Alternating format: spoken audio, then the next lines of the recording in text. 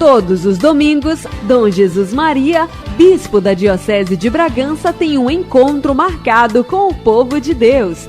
Programa A Voz do Pastor, ensinando e motivando a sermos verdadeiros discípulos de Cristo. Amigos ouvintes da Rádio Educadora de Bragança, um bom dia para todos, um bom domingo. Este é o domingo número 24 do Tempo Comum, 24º do tempo que nós chamamos Tempo Comum. Como vocês percebem, já vamos nos aproximando para o final deste Tempo Comum, que concluirá com o início do Advento, se Deus quiser. A Voz do Pastor está chegando mais uma vez pelas ondas da Rádio Educadora de Bragança para todos, e nos ajuda neste domingo a refletir sobre a Palavra de Deus, que nos convida a pensar no perdão. Queremos enviar saudações especiais ao Padre Manuel Lopes, que nestes dias se encontra em Irituia, mas está se preparando para uma cirurgia, se Deus quiser, no dia 16 deste mês de setembro. E desejamos saúde, uma boa cirurgia e uma rápida recuperação. Vamos, pois, com o texto do Evangelho de Mateus 18, 21 a 35.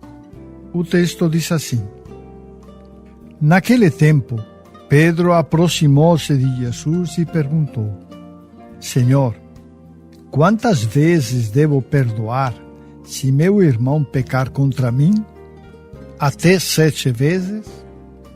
Jesus respondeu: Não te digo até 7 vezes, mas até 70 vezes 7. Porque o reino dos céus é como um rei que resolveu acertar as contas com seus empregados.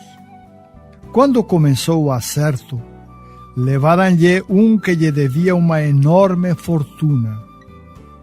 Como o empregado não tivesse com que pagar, o patrão mandou que fosse vendido como escravo, junto com a mulher e os filhos e tudo o que possuía, para que pagasse a dívida.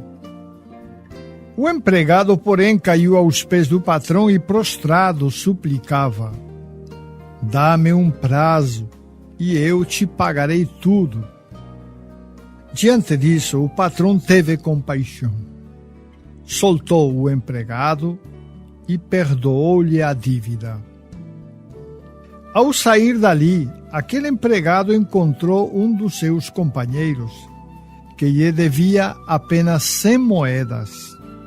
Ele o agarrou e começou a sufocá-lo, dizendo: Paga o que me deves. O companheiro, caindo aos pés, suplicava: Dá-me um prazo e eu te pagarei. Mas o empregado não quis saber disso. Saiu e mandou jogá-lo na prisão até que pagasse o que devia. Vendo o que havia acontecido, os outros empregados ficaram muito tristes. Procuraram o patrão e lhe contaram tudo. Então o patrão mandou chamá-lo e lhe disse: Empregado perverso, eu te perdoei toda a tua dívida, porque tu me suplicaste. Não devias tu também ter compaixão de teu companheiro, como eu tive compaixão de ti? O patrão indignou-se e mandou entregar aquele empregado aos torturadores, até que pagasse toda a sua dívida. É assim que o meu Pai que está nos céus fará convosco, se cada um não perdoar de coração ao seu irmão. Palavra da salvação. Glória a vós, Senhor. A mensagem deste texto de Mateus é clara: o cristão sempre deve perdoar. A pergunta de Pedro sobre quantas vezes ele deve perdoar seu irmão que o ofende, será que 7 vezes? Acho que Pedro achava muito 7. O Senhor responde: não 7, mas 70 vezes 7. Quer dizer, na prática, quer dizer sempre. É necessário perdoar sempre. E para explicar melhor isto e o motivo pelo qual nós temos que perdoar, Jesus colocou essa parábola. O reino de Deus é semelhante a um rei que, querendo acertar tudo, chamou seus empregados para esse acerto. E um empregado lhe devia grande quantidade. Em outras traduções fala de 10.000 denários, uma quantidade enorme. Eu diria que impagável. Mesmo que ele fosse escravo, a mulher, os filhos, e tomassem tudo o que ele possuía, mesmo assim a quantidade não iria ser paga. Uma quantidade enorme. Mas ante o pedido e a súplica do empregado, o rei teve compaixão e perdoou tudo. Então, saindo de lá, o empregado foi ter e encontrou um companheiro que lhe devia só 100 moedas, 100 moedas, provavelmente 100 denários. Pediu para que pagasse, mas o companheiro pediu também um prazo, como ele tinha feito. Mesmo assim, ele o agarrou pelo pescoço e o mandou prender até que pagasse tudo. Quando o chefe soube, o patrão soube, o mandou chamar e o chamou de empregado ruim, péssimo, perverso, porque não perdoou o seu companheiro que lhe devia bem pouco, apesar de que ele tinha recebido o perdão. E como castigo mandou açoitar até que pagasse a dívida. Bom, o castigo é símbolo, não é? Tanto a venda como o escravo, como os açoites são símbolo, mas na verdade não haveria como pagar toda essa dívida. Mas a conclusão é clara. O cristão, o discípulo de Jesus Cristo, tem que perdoar, assim como o Pai nos perdoa.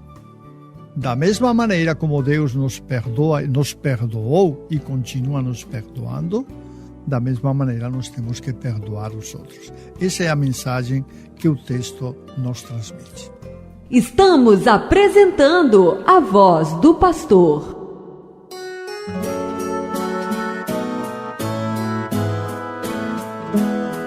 Ó Pedro, não te digo 7 vezes, mas 70 vezes 7 perdoarás. Ó Pedro, não te digo 7 vezes, mas 70 vezes 7 perdoarás. Bendize, ó minha alma, ao Senhor, e todo o meu ser seu santo nome. Bendize, ó minha alma, ao Senhor, não esqueças de nenhum de seus favores. Ó Pedro, não te digo 7 vezes, mas 70 vezes 7 perdoarás.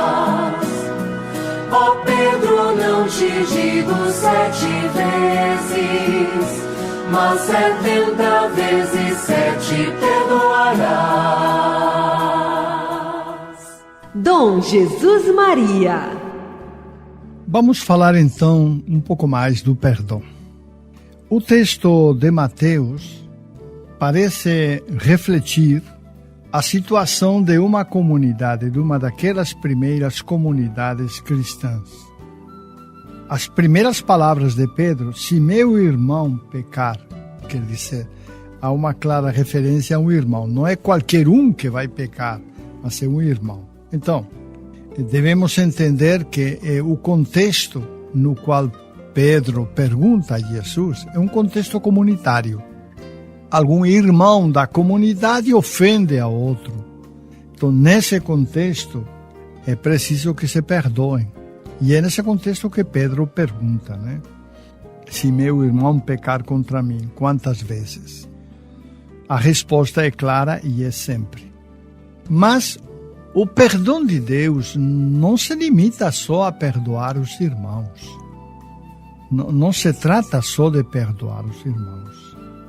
Nós ouvimos, por exemplo, em Lucas, capítulo 6, versículos 27 a 38, um apelo de Jesus a perdoar e amar, inclusive os inimigos. Quer dizer, o perdão não é só para os irmãos que estão na comunidade. O perdão é universal, é para todo aquele que nos ofende. Todo aquele que nos ofende deve ser perdoado. E tem mais, este texto de Lucas que acabo de citar, na verdade não fala do perdão, fala do amor aos inimigos. Não só aqueles que são nossos irmãos. Jesus irá dizer nesse texto, de que adianta vocês amarem só os irmãos? Os pagãos também fazem isso. E então ele dirá que é preciso perdoar aos inimigos, aqueles que realmente nos ofendem, aqueles que realmente falam mal de nós ou chegam a criar, digamos, certas mágoas em nós pelas suas atitudes agressivas. Diferente dos judeus, que eram guiados pela lei do talião, olho por olho e dente por dente, Jesus introduz uma grande novidade no cristianismo, que é o perdão até dos inimigos. Ele mesmo foi capaz na cruz de perdoar aqueles que o estavam crucificando e aqueles que tinham promovido também a sua morte na cruz. Portanto, o amor aos inimigos é uma exigência de Cristo Jesus para todos os seus discípulos. Mas quem são os nossos inimigos? Nossos inimigos são aqueles que nos fazem mal. Aqueles que nos fazem mal. Aqueles que nos perseguem. Aqueles que falam mal de nós. Aqueles que inventam coisas que nós não fizemos nem falamos. Aqueles que nos caluniam. Aqueles que desejam o nosso mal, que nos demos mal, que fracassemos. Aqueles que levantam fofocas sobre nós. Aqueles que nos denigram, aqueles que nos atacam. Esses são nossos inimigos, segundo o Evangelho de Lucas. E são esses que devem ser perdoados. São esses que devem ser perdoados e amados. Mas antes de amá-los, o amor passa pelo perdão. Só perdoando nós poderemos amar. Não há outra maneira de amar, a não ser através do perdão. Eu sei muito bem que nestes casos, em que inclusive injustamente estamos sendo atacados, denegridos, mal falados, caluniados, eu sei que é muito difícil o perdão. Porque dentro de nós o orgulho se revela, se manifesta, se exalta e não quer perdoar. A nossa tendência normal ante quem nos ofende é não perdoar. Temos que caminhar contra a corrente para poder realmente perdoar aos nossos inimigos, aqueles que nos ofendem. E muitas vezes é extremamente difícil. Por isso, é preciso orar e pedir a Deus que nos conceda a capacidade de perdoar. Isso é uma graça de Deus. Para perdoar os nossos inimigos não basta só o nosso esforço humano, que ele fica muito curto e é incapaz de perdoar plenamente. O perdão ao inimigo é uma graça de Deus. Uma graça que Deus nos concede, que vem em nosso auxílio e que nos ajuda a perdoar e a amar. Quem realmente perdoa, já começou a amar. Isso é o maravilhoso do amor, que basta só querer para que já comecemos a amar. E neste caso, Como digo, quem perdoa o seu inimigo já começou a amar. Eu vejo que em muitos casos será necessária a graça de Deus para nos ajudar a perdoar. Em outros pode ser que não. Com nosso esforço consigamos perdoar nossos irmãos. Em todo caso, nós não podemos esquecer que Deus sempre está ao nosso lado e pode nos ajudar ante as dificuldades. Por isso, se temos dificuldades para vencer o pecado, pedimos a graça de Deus. Se temos dificuldade para amar, pedimos a graça de Deus. E se temos dificuldade para perdoar, do mesmo jeito, nós pedimos a graça de Deus. Recordem, quem perdoa já começou a amar. Estamos apresentando a Voz do Pastor.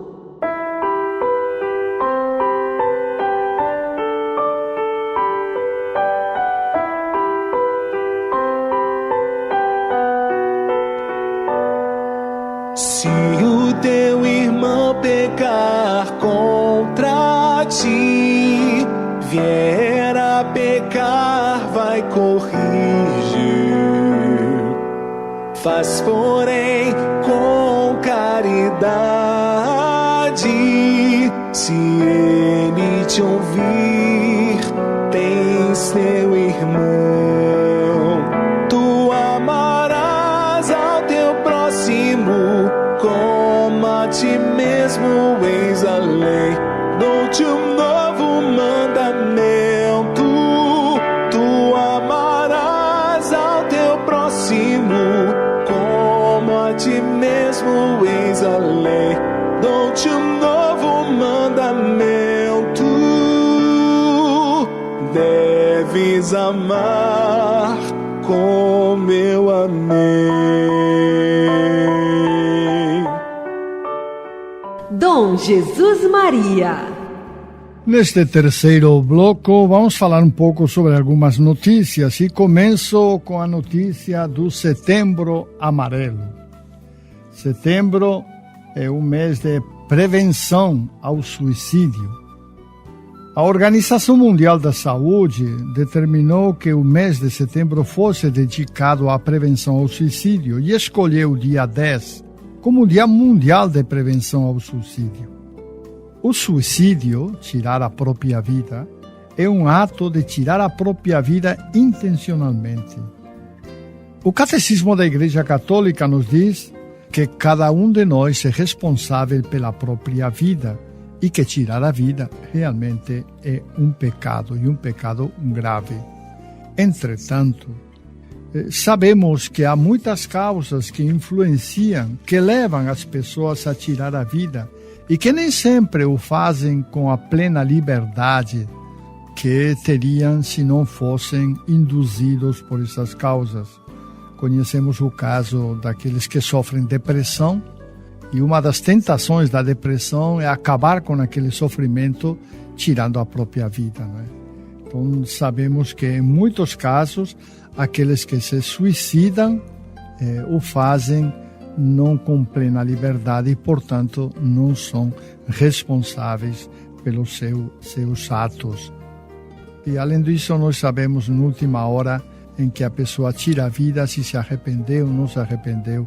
Enfim, é muito difícil dizer que uma pessoa que se suicidou foi para o inferno. Nós não podemos afirmar uma coisa dessas. Mas o que o mês amarelo quer é que nós tomemos consciência da gravidade. Com motivo agora da pandemia, tem aparecido vários casos de pessoas que, devido ao sofrimento da solidão, escolhem o caminho do suicídio para se verem livres desse sofrimento. Enfim, não esqueçamos, pois, que este mês, que além de ser um mês amarelo, é também um mês da Bíblia, tá? Não esqueçamos, pois, que é preciso tomar consciência sobre este grave problema da nossa sociedade, que é o suicídio. E nos chega uma notícia através do site do Vaticano sobre a China, no sentido de que as atividades religiosas naquele país, sem autorização prévia, elas são proibidas. Se incluem nestas atividades a evangelização, o ensino da catequese, contato com as comunidades, tá? Tudo isso, se não tiver uma autorização prévia, realmente é proibido. Isso nos faz entender duas coisas. Por um lado, a perseguição do governo chinês para com a Igreja Católica. Acho que não é só a Igreja Católica, mas toda a Igreja cristã. E, por outro lado, nos mostra que realmente o Estado quer manter controle absoluto. O Partido Comunista Chinês parece contrariado ao ver o interesse por parte de muitos jovens daquele país pelas religiões, em particular o interesse pelo cristianismo. Uma estatística elaborada há pouco mostrava que mais dos 60% dos estudantes universitários de Pequim e Xangai estão ansiosos por conhecer alguma coisa mais sobre o cristianismo. Foram muitos anos de comunismo e de ateísmo. Isso provoca na juventude um desejo de conhecer outras coisas, por isso que estão tão abertos realmente ao cristianismo. Isso tem feito com que o governo ainda restrinja mais as autorizações para o funcionamento da Igreja Católica e de todas as igrejas cristãs. Nesta semana, ainda estamos neste domingo, estamos concluindo mais uma etapa da escola diaconal. São 25 candidatos, nós temos 4 candidatos de Santa Luzia do Pará, nós temos 4 candidatos também do Sagrado Coração de Jesus de Bragança, 2 candidatos de São João Batista, 4 candidatos de Capitão Poço, 4 candidatos de Mãe do Rio, 2 candidatos de Irituia, 1 de São Miguel do Guamá, 1 de Perpétuo Socorro aqui de Bragança, 1 da Paróquia do Rosário, também da Catedral, 1 candidato de Augusto Correia e 1 candidato de Tracuateua. Ao todo são 25 candidatos que estão se preparando nesta etapa destes meses, estão estudando comigo a história da Igreja. Estamos analisando desde o começo até os nossos dias como tem sido a caminhada da Igreja Católica. O Papa está preparando uma nova encíclica, o Papa Francisco. O título da encíclica em italiano será Fratelli Tutti, mais ou menos podemos traduzir todos irmãos. É um texto do Papa Francisco sobre a fraternidade e a amizade social. Será lançada essa encíclica no dia 3 de outubro, na cidade de Assis, que é a cidade de São Francisco. E a encíclica nos recorda que a fraternidade nasce da fé e leva à paz. Nasce da fé e tem como finalidade a paz. Esse é o sentido da fraternidade. Na Diocese já retomamos as atividades e já iniciamos as crismas. Já tivemos crismas na Paróquia do Perpétuo Socorro, também tivemos na Paróquia da Catedral. E para os próximos meses nós teremos crismas em Garrafão, Mãe do Rio, Paragominas, Sagrado Coração de Jesus em Paragominas, São Miguel, Bonito, Sagrado Coração aqui em Bragança também, se Deus quiser. O retorno das atividades está sendo devagar, também as crismas não têm sido, eu estava preocupado que fossem muitas crismas só de uma vez, mas na verdade tem sido de forma lenta, né? Acredito que até o próximo ano caminharemos assim de forma lenta. E eu queria aproveitar a ocasião também para lhes recordar que estamos nos preparando para as eleições. E a cartilha que foi distribuída para as paróquias, acho que embora ainda não tenha chegado em todas as paróquias, mas já foi distribuída em muitas paróquias, numa página 17, diz assim: a voz da Igreja diante da corrupção. Diz assim o texto, que é um texto do Papa Francisco, na bula de promulgação do Jubileu Extraordinário da Misericórdia, que aconteceu dia 19 de abril de 2015. Lá o texto diz assim: corrupção. Esta praga apodrecida da sociedade é um pecado grave, quebrada os céus, mina as próprias bases da vida pessoal e social. A corrupção impede de olhar para o futuro com esperança, porque com a sua prepotência e avidez destrói os projetos dos fracos e esmaga os mais pobres. É o mal que se esconde nos gestos diários para se estender depois aos escândalos públicos.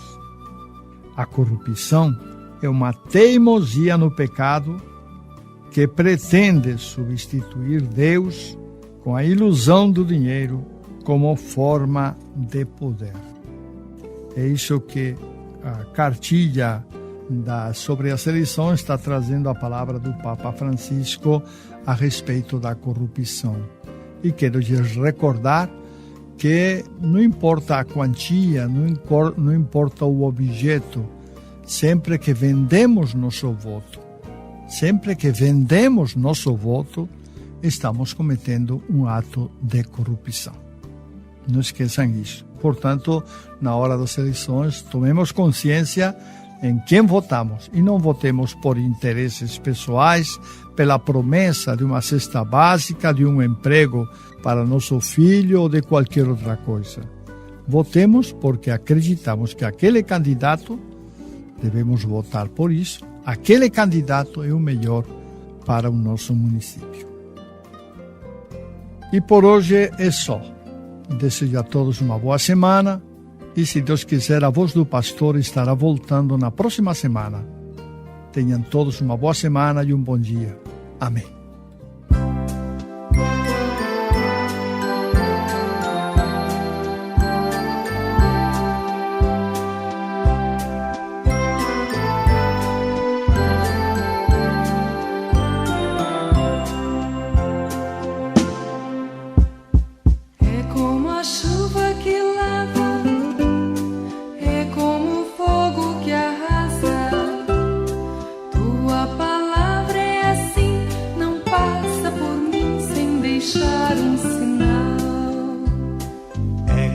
Chuva que lava, é como fogo que arrasa.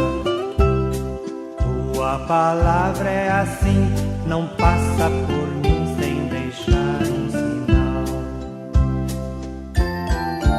Tenho medo de não responder, de fingir que eu não escutei.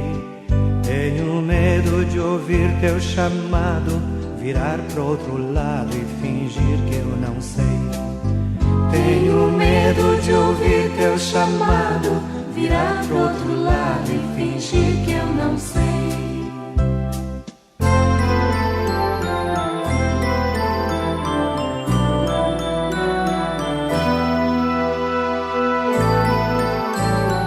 É como a chuva que lava, é como fogo que arrasa. Tua palavra é assim, não passa por mim sem deixar um sinal. É como a chuva que lava, é como fogo que arrasa. Tua palavra é assim, não passa por mim sem deixar um sinal.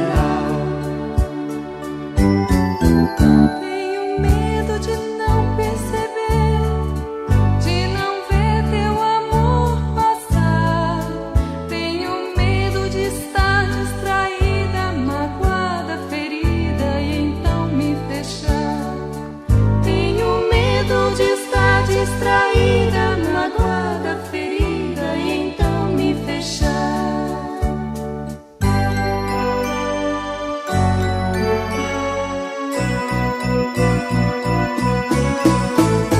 É como a chuva que lava, é como o fogo que arrasa. Tua palavra é assim, não passa por mim sem deixar um sinal. É como a chuva que leva, é como o fogo que arrasa. Tua palavra é assim, não passa por mim sem deixar um sinal. Tenho medo de estar a gritar e negar-te o meu coração. Tenho medo do Cristo que passa, oferece uma graça e eu lhe digo que não. Tenho medo do Cristo que passa, oferece uma graça e eu lhe digo que não. É como a chuva que lava, é como o fogo que arrasa. Tua palavra é assim,